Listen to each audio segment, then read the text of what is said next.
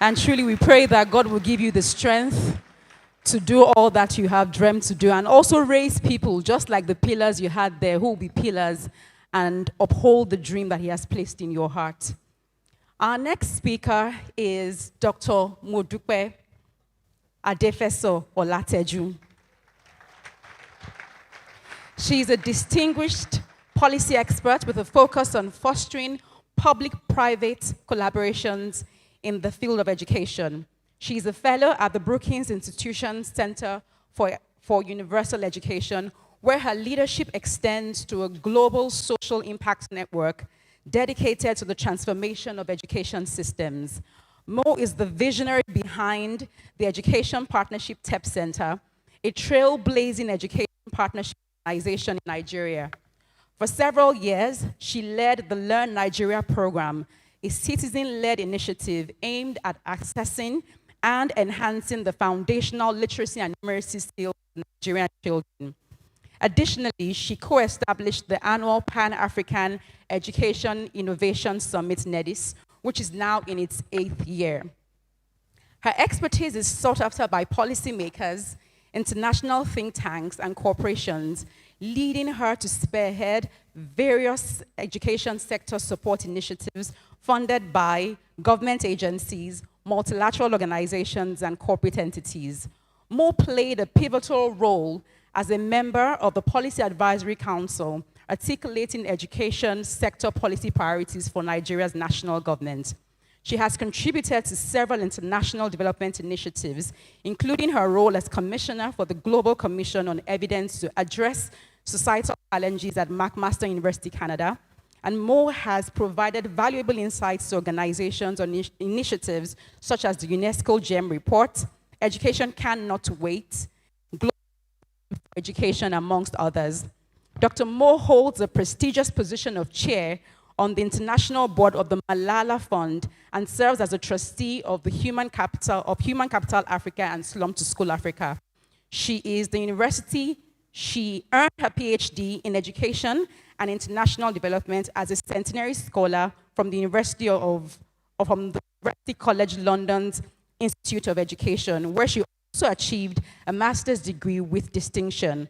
She is recognized as a fellow of the Asia Global Institute in Hong Kong, further solidifying her standing as an influential figure in the field of education policy and transformation.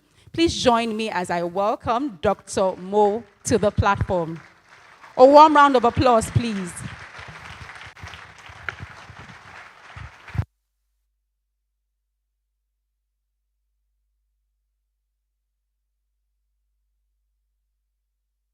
Welcome. Thank you so much. And good morning, distinguished ladies and gentlemen. Good afternoon for those who are joining us online and maybe joining from other countries. Good evening to those who might be joining from other countries as well. It is a distinct pleasure for me to be here, and I want to say a special thank you to the visionaries behind the platform. What fascinates me the most about the platform is that we come here to explore national and continental development. But then we also find opportunities to plug ourselves into those visions and identify what we can do as individuals. And so I celebrate you, Pastor Oju, and I celebrate you, the beautiful Pastor Tony Olumide. Thank you so much. So my presentation is going to focus on education because that's what I do, education. And I know that the situation on our continent gives us a lot of concern, is a source of concern for many people. But I want to challenge us today to do something a little different. And it is within the realm of dreaming. I really want us to begin to dream differently about education and knowledge, not just for Nigeria, but also for the continent of Africa.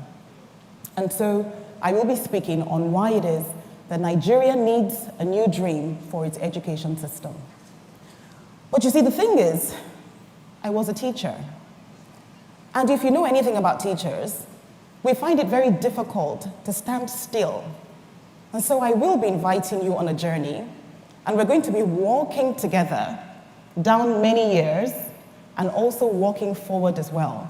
many years. So please indulge me and come with me, because our journey is going to start 54 years ago in 1969. How many people were here in 1969? How many people remember being here in 1969? Those are the people that we need to turn to, kneel down, and salute, because those are our elders. A few interesting things were happening in Nigeria in 1969. A few things were happening globally in 1969. And one of those things is, and I'm going to ask somebody to please assist me with this clicker so that I can, sort of get on with the presentation. Yes, that's it, thank you. One of the things that was happening in 1969 was that we had 3 different dimensions, and those dimensions pertain to communications, pertain to entertainment, and also pertain to commerce. So please, can I have the next slide? Those of you who remember being here in 1969 might remember that the picture on the left is how we used to communicate. So very analog. We didn't have mobile phones, obviously.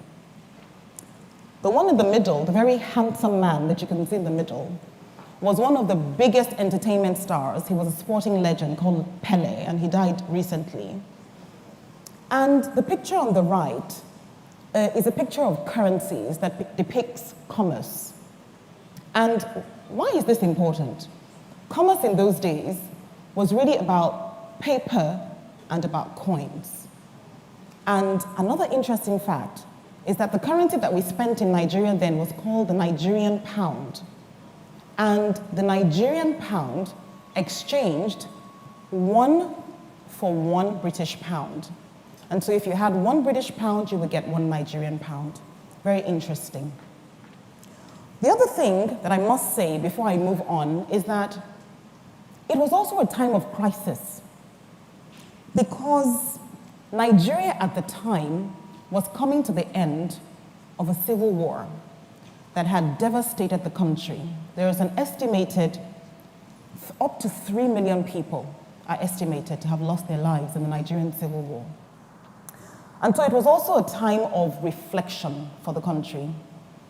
And it was a time that people were asking themselves the question, how do we ensure that we never get back to the place where we have to be at war with ourselves as a society?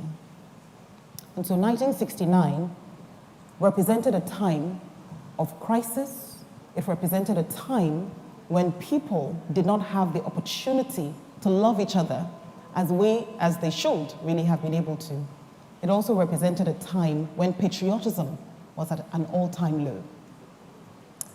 But I'll shift to education, because that's what I do. And there's a quote on the screen from Nelson Mandela that talks about how it is that education is the most powerful weapon with which we can use to change the world. Oh yes, Nigeria was infamous for weapons in 1969. We used a lot of weapons that perhaps we shouldn't have used on ourselves. And we devastated our own country. Next slide. And so, in 1969, a group of people came together and they said, you know what? We're going to have to fix this. We're going to have to dream a new dream for this country called Nigeria, which has only achieved its independence from the British government for 9 years. If we're going to stay together and ensure that we do not fragment anymore, education is going to be the lever.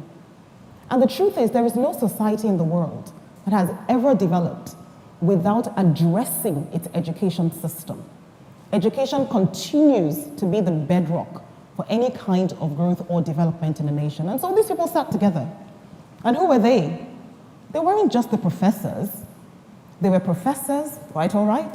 They were teachers. They were welders. They were nurses, doctors, students. Almost the entirety of society came together and said, we want a new dream, we want a new vision. We want a new philosophy. We want a new thinking about our nation. What does it actually mean to be a Nigerian? And how do we exercise our Nigerianness? But most importantly, how do we birth a generation of people that will remain Nigerians with the values that Nigerians are supposed to have? And so we carry on. There are a few enduring legacies from the 1969 Curriculum Conference. Some of us might know that the foundation of what we refer to as the 6334 education system was actually birthed in 1969. It wasn't operationalized until 2 decades later.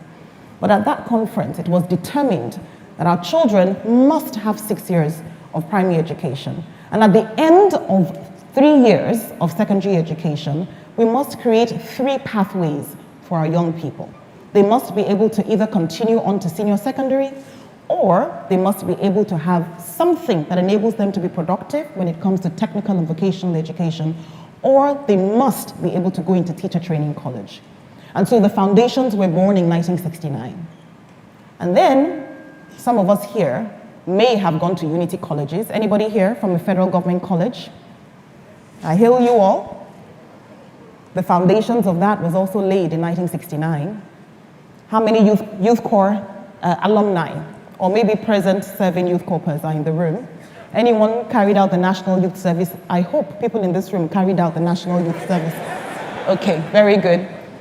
So the foundations of that was laid there as well, because there's no better way to harmonize and unite a country than to make sure that they intermarry, right, across ethnic lines, make it very difficult for them to fragment.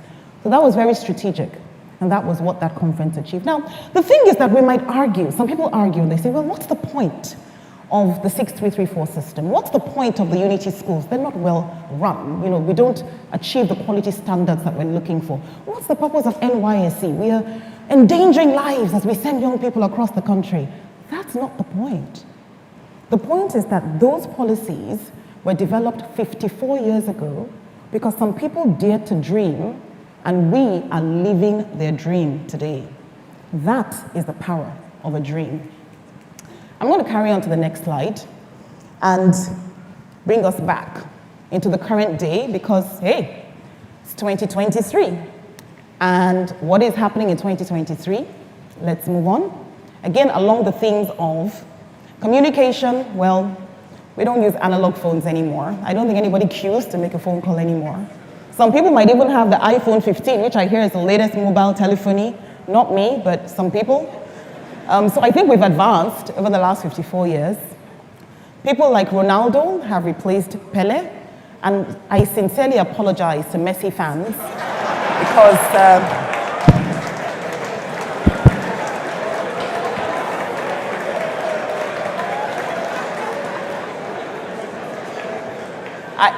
I have to be fair and equitable, so please accept my apologies, but he is probably one of the biggest and most marketable entertainment stars in the world today, and some people still use the paper and the coins, but not very many. I mean, most people do the transactions via cards, and also via digital payments.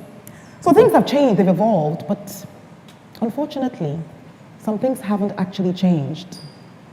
We still have conflict across this country, across this continent, violent conflicts for that matter, that leads to displacement of lives, and people have been living in internally displaced people's camps for years. Our patriotism, we can argue about whether we're truly patriotic as a people and whether we feel that our countries have given us an opportunity to stay patriotic. So some things have changed, but some things have remained the same. And so we'll carry on. The statistics, I'm going to share a few, not exactly cherry either. Nigeria is signed up to the Sustainable Development Goals, all 17 of them, and we have promised that we're going to do our very best to ensure that we achieve these goals by the year 2030. But how are we faring? Out of 166 countries that have signed up to the goals, Nigeria is currently ranked 146. And of the 17 development goals, we're only on track to achieve one. And there's some questions about how we're even measuring that particular goal. So, not a great picture. We carry on. What's interesting is that the Financial Times, and they put out this beautiful graphic a few years ago, arguing that for us to achieve the Sustainable Development Goals that I just referred to, education is going to have to be central. And the Sustainable Development Goal on education, which actually focuses on quality education, is that which is going to create the multiplier effect that's going to help us achieve all the other 16 goals. So whether they're the goals on health, whether they're the goals on climate, environment, etc., without quality education, we will struggle to achieve and to sustain those goals. So education is important.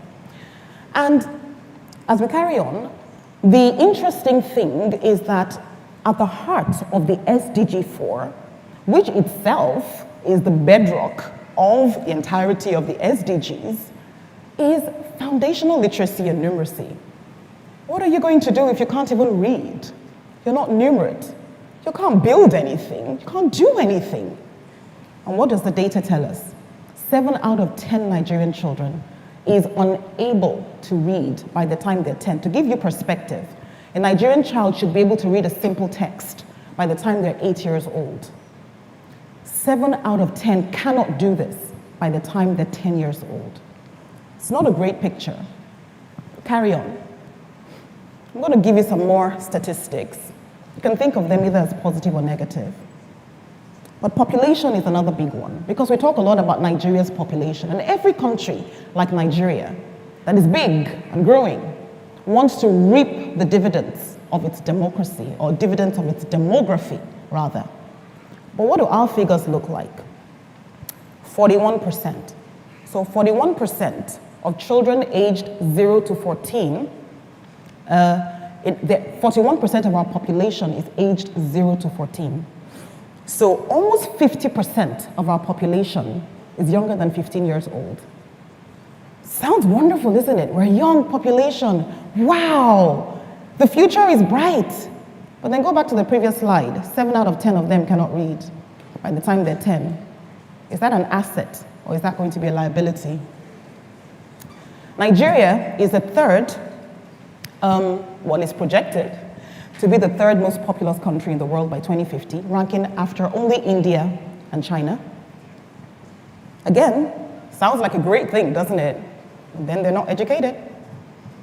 68% of the global workforce growth is going to come from sub-Saharan Africa. And Nigeria represents 1/5 of sub-Saharan Africa. How are they going to power anything if they don't have skills? And then, for me, one of the saddest statistics is really around poverty, because 1 out of 8 of the most extremely poor people in the world lives in this country. These are not great numbers. We can move on. It's not all doom and gloom across the entire continent. If we look at the statistics as it pertains to Sustainable Development Goals, and we look at the current index in the year 2023, we find out that 4 out of the 5 highest scoring or highest ranking countries are actually in North Africa. So Africa is not doing terribly. We have 5 countries that are doing pretty okay. But 4 of them come from North Africa. And you can see there, Tunisia, you can see Morocco, you can see Algeria, and you can also see Egypt. Only Cape Verde is currently bucking the trend. Now, what is interesting is, remember, Nigeria accounts for 1/5 of sub-Saharan Africa. So if sub-Saharan Africa is going to match up with North Africa, Nigeria is going to need to rise. And if Nigeria is able to rise, the entire region is able to rise. And that is the urgency around why we need transformative societies. Now, the Brookings Institution has done some fabulous work to help countries and nation states to begin to think about these sorts of dire statistics and ask themselves, how do we project into the future? How do we fix the system? How do we transform our education system? Because we actually can't run away from it. And the thing is that there is an urgency around systems transformation. If you know anything about how education works in a country like Nigeria, the one thing that hits you smack in the face is that it is siloed. Departments are not talking to each other. Units are not talking to each other. People are sat in the same offices and they're not speaking to each other. Policies are created in one room, legislation in another. The executive sits in another room, right? The legislature sits in another room. And the teachers are in a completely different space outside of that circle. And the teachers are supposed to be the implementers. So we're going to need a system that is more cohesive, a system that talks to itself better. And that is the heart of education systems transformation.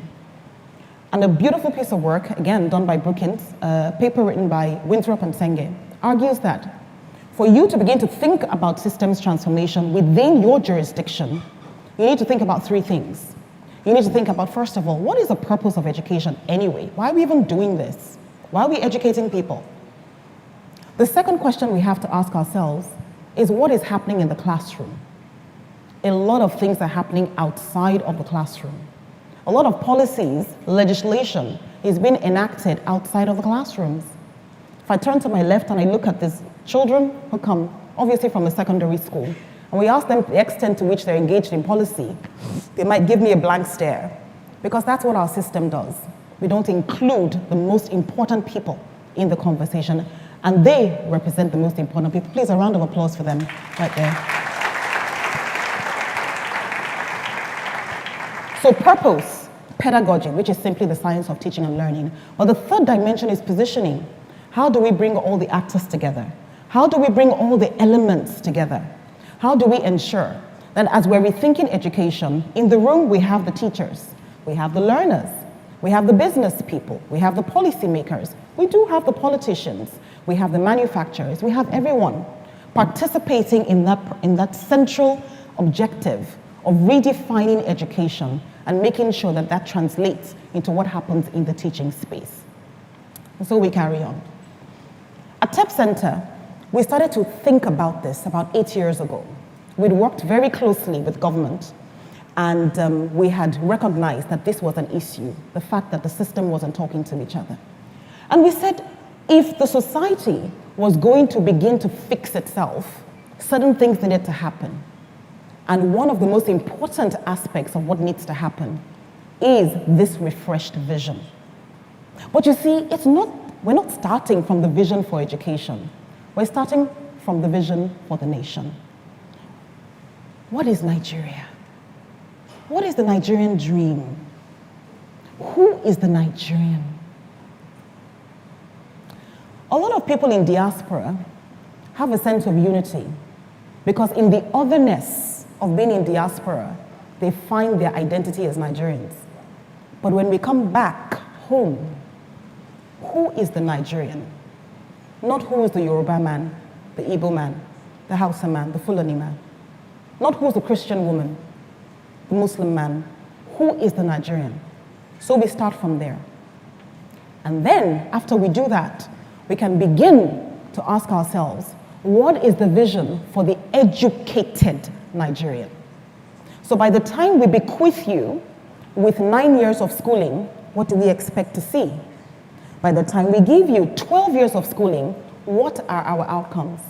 By the time you get 16 years of schooling, or like some of us, 20 plus years of schooling, what should we expect to see from you? What is that vision? And thirdly, is the curriculum pathway. And by curriculum at TEP Center, we don't mean math, English, physics. Those are curricular subjects. For us, curriculum is a roadmap. It's a roadmap that takes you from where you are as a country or as a jurisdiction to where you want to be by investing in your people. That is what curriculum is. And so we say around this, we need to ask 10 very, very important questions. The first question is, what are we going to teach? What knowledge do we want these people to have? What skills? What competencies? And very importantly, what values do we want them to have? The second question there is, who is going to design this system? Is it going to be the people who have traditionally designed the education system? Or do we need to think about being more inclusive? Do we need to have those who are, for example, in industry, in research, participate in designing our curriculum? We also have another question there. Let's move on to the third question. Let me point to it here. Whom should we include, right? So who should we include in that process? And for me, this is a very important point because inclusiveness is not about being tokenistic. It's not about saying we need the representation of somebody who is differently abled in the room. It's about saying that a person who is differently abled has significant value to add to the conversation. And if we don't have them in the room, we are losing out on the benefit of what they bring to the table. Same thing with gender. Same thing with people who are poor. Everyone has value to add, but are we being deliberate about including them in the process? The next point there is, who is going to deliver this curriculum? And of course, the answer would be teachers, right? But in 2023, who is a teacher?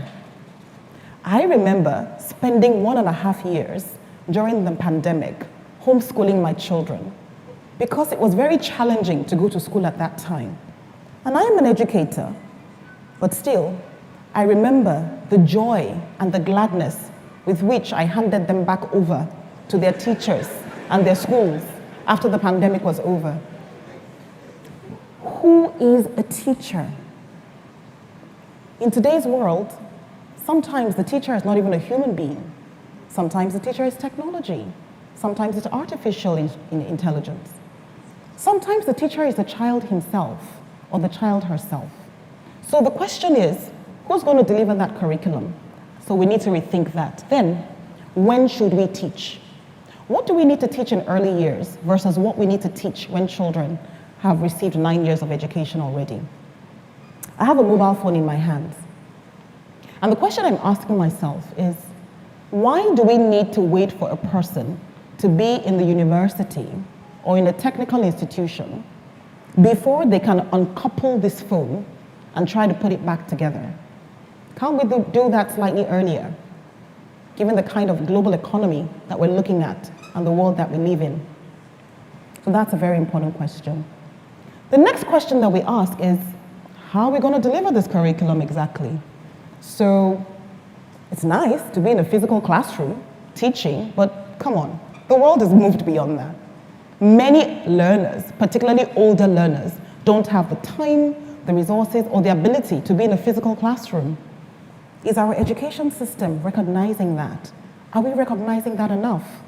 Are we spending enough time thinking about the role of alternative pathways and technology, thinking about new ways of producing teaching and learning materials that are relevant to our learners? Then we ask the next question, which is, so this new curricular arrangement, how is it going to be managed? So we have to then decouple our public administration systems, and then we have to start asking uncomfortable questions about the role of the private sector.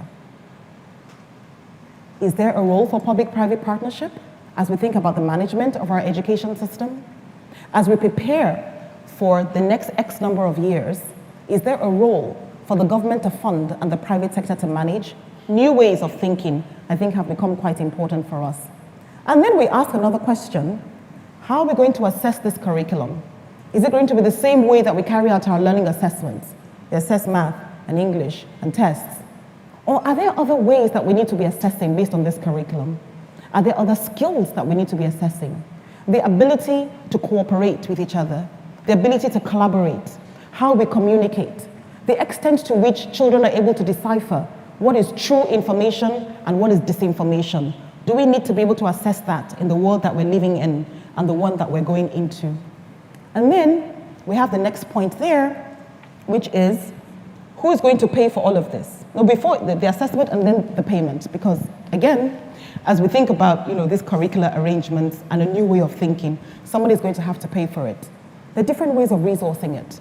What sort of funding can be catalytic? What sort of funding needs to come from the government? What sort of funding does not need to come from the government? And how do we rethink all of this? And then a very, very important question at the end, where are they going to work? So we're educating a new group of people. But if we're not clear on the alternative pathways that are going to get them into employment, if we're not clear on how it is that we're going to ensure that they become productive members of society, then we would have failed in our responsibility. So these are the 10 questions that we ask ourselves in our organization.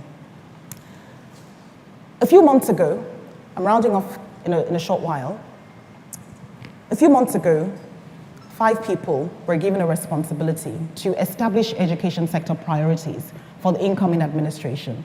And I was one of the 5 people. And so we sat and we began to think about what those priorities could be, but then we recognized that the truth was 5 people can't do this. So we began to consult. And we started to have consultations with different stakeholder groups. We talked to people in agriculture, people in the financial services sector, people in the health sector. We talked to teachers, we talked to educators, we talked to a broad grouping of people. And we came up with 5 ideas. If we're going to move education forward, if we're going to refresh our vision, 5 ideas are important. And what are those 5 ideas?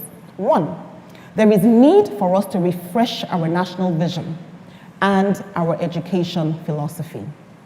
Because it was wonderful what happened in 1969.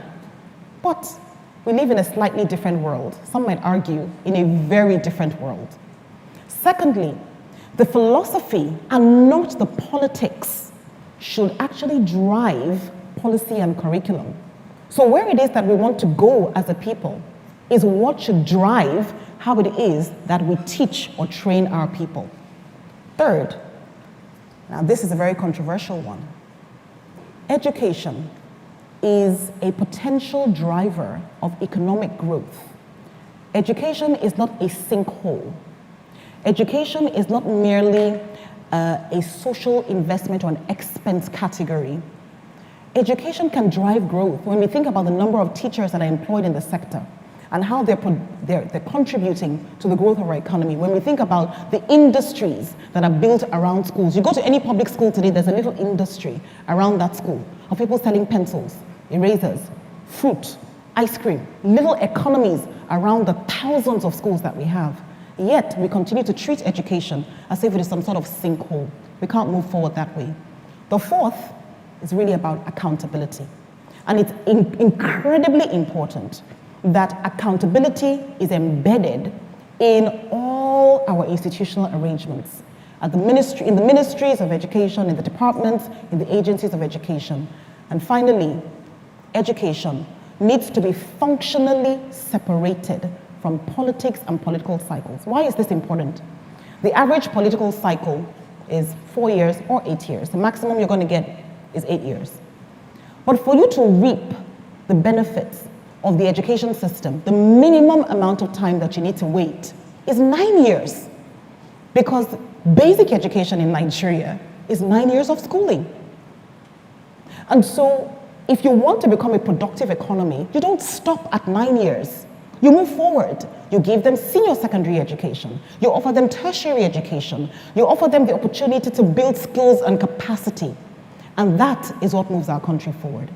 And so we started to dream, a new dream, as the Policy Advisory Council. And some of the key words in that dream: dynamic, innovative, learning ecosystem, a future-ready workforce. So one that is ready to address the challenges of the future. One that has access to quality education. These are some of the key words that framed the way that we began to dream. But you see, the thing is that we can't dream alone. It's not sufficient for us to dream alone as a group of 5 people and as a collective of those whom we consulted with. And so I'm going to move us now into what I believe is the future. And so we started out from 1969. We're in the current day, but in 54 years' time, it's going to be 2077. How many people are going to be here in 2077? How many? Raise it high, raise it high. I say, amen.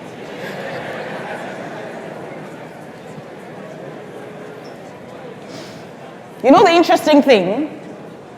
Advances in science and technology can make it possible for us to live much longer than we thought we could live. So we might all very well be here in the year 2077, right? What is communications going to look like? I don't know. I can't really answer that question. But we might have virtual reality platforms through which we're communicating. What about entertainment? Maybe robots will be playing football then and entertaining us all. And what about commerce? Maybe I'll be purchasing things using my iris in 2077, my eyeball. I don't know. But what's the point? The point is that if we're going to move another 54 years and actually see a country like Nigeria play its role in lifting Africa, then we're going to have to dream a new dream. And we're going to have to dream that dream from now. And as I reflect on the quote on the screen from a lady called Margaret Mead, I realize that it's only people who are committed, and we don't have to be many, people that look like the people that I can see in this room and the people that are watching online. It's only that group of committed citizens that can make that change happen. Because we are the ones who can dream that dream. As people did, 2077, so 108 years ago, right? We're going to have to start doing that from today. And so my charge to you is, who wants to put their hand up to begin to mobilize people, to ask the question, what do we want our society to look like? What should we be educating for? Whom should we be educating for? What sort of systems should we be looking for? I don't know who's ready to dream a new dream, but I am. And I pray that you are as well. Thank you very much.